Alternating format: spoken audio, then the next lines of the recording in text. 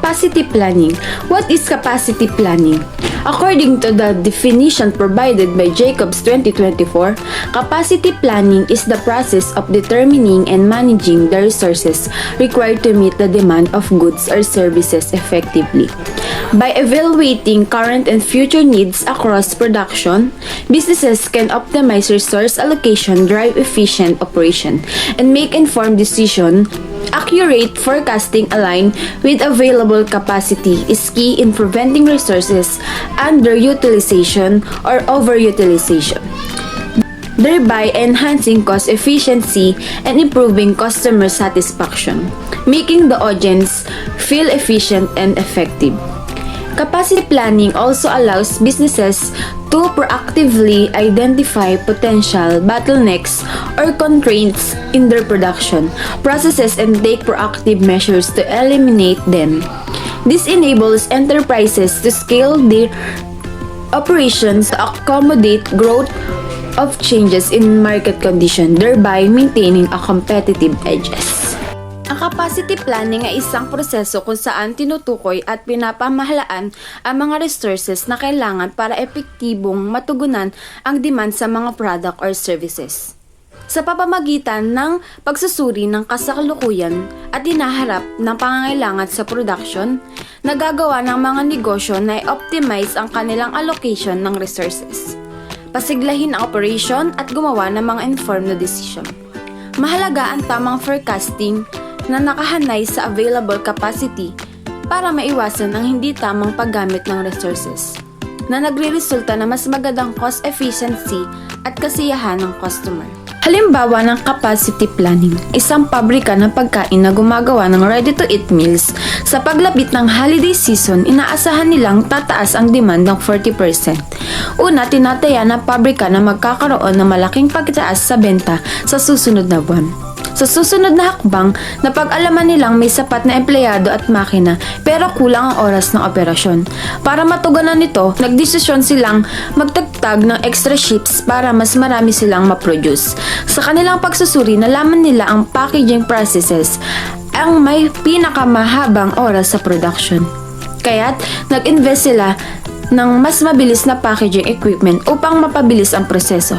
Ang pagbabagong ito ay nakatulong sa kanila na makapag-produce ng mas maraming pagkain bawat araw.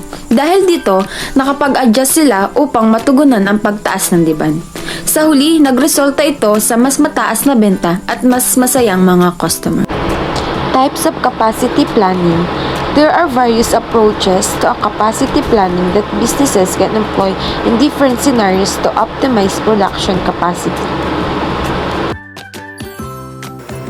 Lead capacity planning, also known as a lead strategy, involves expanding production capacity in preparation for anticipated high demand. For instance, a retailer might require a surge of seasonal employees during the holidays, whether that be for an entire season or just a temporary sales event.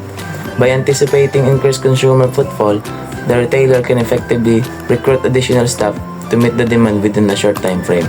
So, ang lead capacity planning po pala ay tumutukoy sa pagpapalawak o pagdevelop ng capacity para masabayan ang pagtaas ng demand. Ginagamit po ang strategy na ito mostly sa mga business na nagkakaroon ng expectations mula sa mga consumer. For example po, yung mga business na alam po nilang tataas ang number na ng kanilang mga consumer during holidays, gaya ng Pasko. Imbis na intayin po nila yung posible na mangyari, nagkakaroon po sila ng maagap na pagdedesisyon na magdagdag ng supply ng product at empleyado. Sa ganitong paraan po, may iwasan nila yung issue at posibleng maging problema na pwede nilang maranasan sa panahon ng holiday. Sa madaling salita po, ang lead capacity planning ay ang paghahanda ng mas maaga para makaiwas sa maaaring harapin na problema ng isang kumpanya at business. Lag strategy planning. Lag strategy planning involves carefully strategizing to ensure that production capacity can be increased in response to real-time demand. This approach is commonly utilized in fields such as medical care, social work, or restaurant industry, particularly in situations where individuals are on tour. Depending on the workload, a manager may call additional team members to ensure ample availability of resources, thereby guaranteeing that all customer or clients' needs are met effectively. Ang lag strategy planning ay isang strategy na ginagamit nila for emergency. Kumbaga, madaming dumating na customers at hindi kayang i-handle ng kanilang empleyado. May mga tinatawagan silang tao na anytime pwedeng pumunta para tumulong. Match strategy planning. It involves a strategic combination of proactive capacity planning and reactive resource allocation.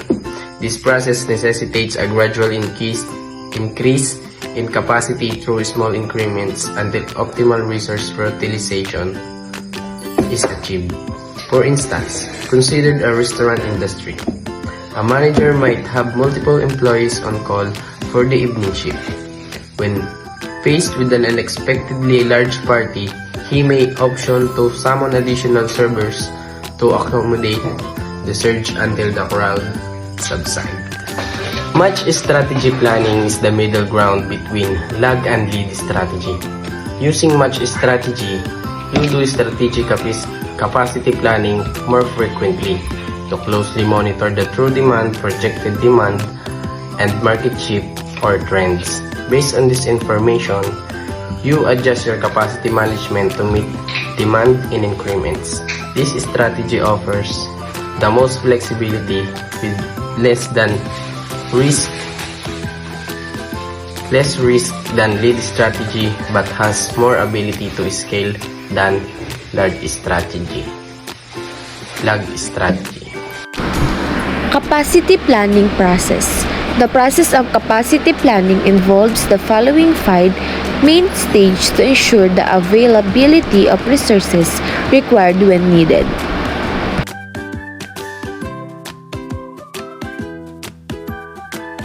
Step 1. Forecast anticipated demand. When one becomes aware of an upcoming project, it is wise to engage in a well-informed assessment of the tasks that need to be completed. This evaluation will provide valuable insight into the necessary skills and abilities required to execute the project successfully. As a result, it becomes possible to compare this capacity with the existing available resources. Like for example, naghahanda tayo sa isang new projects, mahalaga na makita natin yung mga kailangan natin gawin. Gamit yon ay makakatulong sa atin para malaman natin yung mga bagay na kailangan natin para matapos yung isang gawain. Sa paggawa nito, makikita natin kung meron ba tayong mga kakayahan or bagay na kaya natin gawin at kailangan natin para makagawa ng isang task. Step 2. Determine required capacity. Based on the initial estimate, it is important to approximate the capacity needed to the complete forecast curve.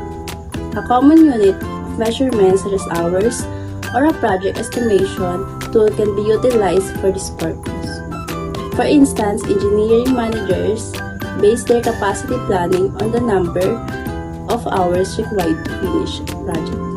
So, dito sa step 2, kapag nagpaplano yung isang tao sa isang project or task is kailangan nilang malaman kung gaano karaming trabaho yung kinoconsume nila at yung kaya nilang gawin.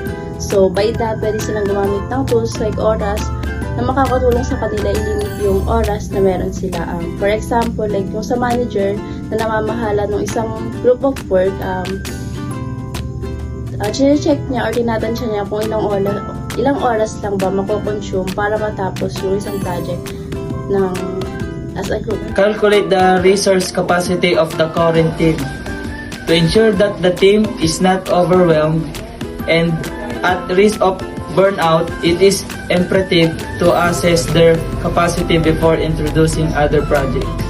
This can be accomplished by considering that an average person is typically able to dedicate approximately 30 hours per week to determine available capacity within a weeks one must subtract the total number of hours they are currently occupied with existing projects from the beverage of 30 hours. Titiyak po ito ng kapulnan ay hindi na lulula at nasa panganib na ma-burnout po ang isang nangangailangan. Masusuri po natin kanilang kapasidad bago magpakilala ang isang pangproyekto. At magagawa ito sa pamagitan ng pagsasalang-alang na isang karaniwang tao. Maglaan ng humigit mga 30 hours bawat linggo upang tayo ay matukoy ang magagamit na kapasidad sa loob ng isang linggo. Dapat din ito ibawas ang kabuuang bilang ng mga oras sa kasulukuyang ino-occupahan nila sa mga kasulukuyang proyekto mula sa average na 30 hours. Measure the capacity gap. Based on the capacity needed for a specific project and considering the expected level of demand, evaluate and analyze how the existing resources align with the anticipated requirements, considering the potential constraints and limitations that may impact the overall capacity assessment. By measuring the capacity gap, you can use various sources of data such as sales record, customers' feedback, inventory levels, production reports, or service logs. You can also use tools such as surveys, forecasts, simulation, or scenarios to estimate future capacity and demand levels based on different assumptions or variables. Align capacity with the demand. Consider analyzing the previous gap in capacity and subsequently optimize the current and available capacity to achieve a balanced state. If the team is presently operating at full capacity and unable to accommodate additional tasks to complete the project, a short-term solution could involve adding terms member to expedite the project completion. And should there be an excess of capacity, it may be best to interrogate another project to optimize the available resources effectively. To align capacity with demand, start by analyzing historical data to identify gaps in capacity and demand.